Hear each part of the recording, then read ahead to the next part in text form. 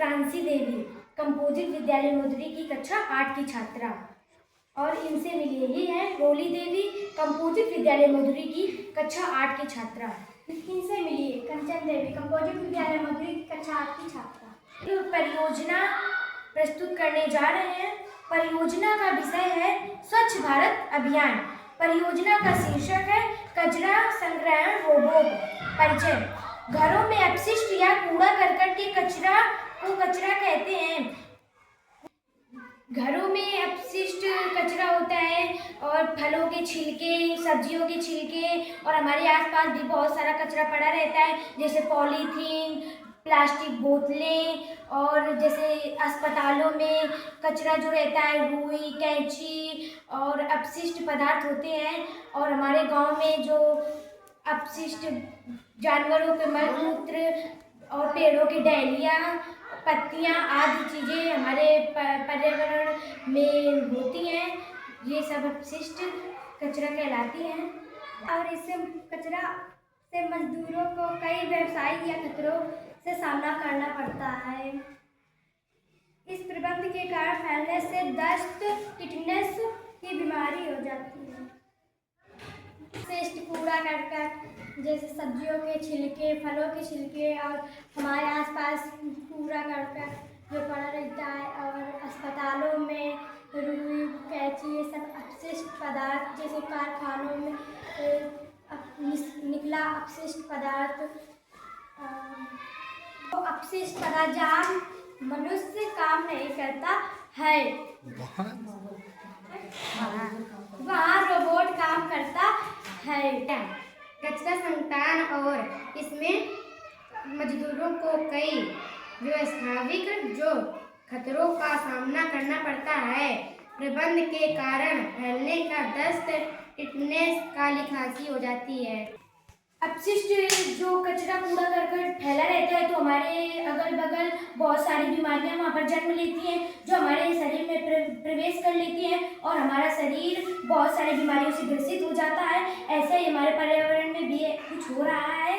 सभी लोग बीमारियों से ग्रसित होते जा रहे हैं। जो सफाई, इसीलिए हमें सफाई रखना है। मानव को कम सफाई करने के लिए रोबोट का इस्तेमाल किया रहा है। आसपास कूड़ा करकट इतना फैला हुआ है कि वहाँ पर बहुत सारी बीमारियाँ जन्म ले रही हैं और हम बहुत सारी बीमारियों से ग्रसित हो रहे हैं। जहाँ पर मनुष्य सफाई नहीं कर रहा पाता है, वहाँ पर रोबोट कर रहा है। सही। आइए अब आपके सामने परियोजना प्रस्तुत कर रहे हैं।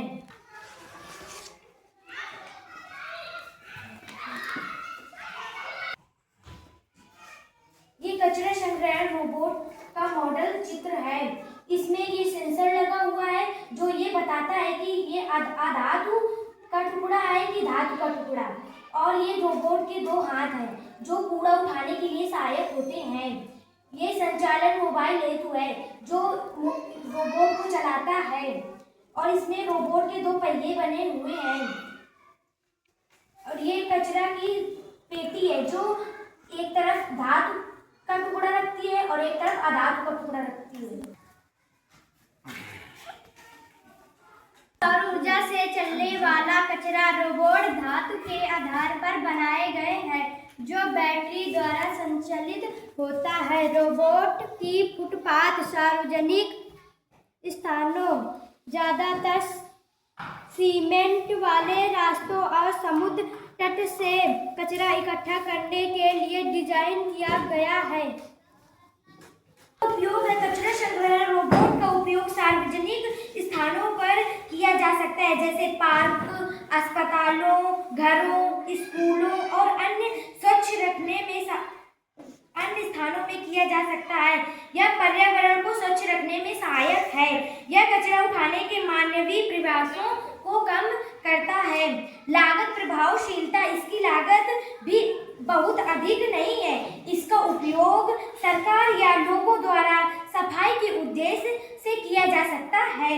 निष्कर्ष ये निकलता है कि कचरा संग्रहण रोबोट को भारत को स्वच्छ रखने में सहायक है। कचरा संग्रह रोबोट द्वारा कचरा अपशिष्ट के प्रबंधन से पर्यावरण को स्वच्छ रखने और पर्यावरण प्रदूषण को कम करने में मदद मिल सकती है। धन्यवाद।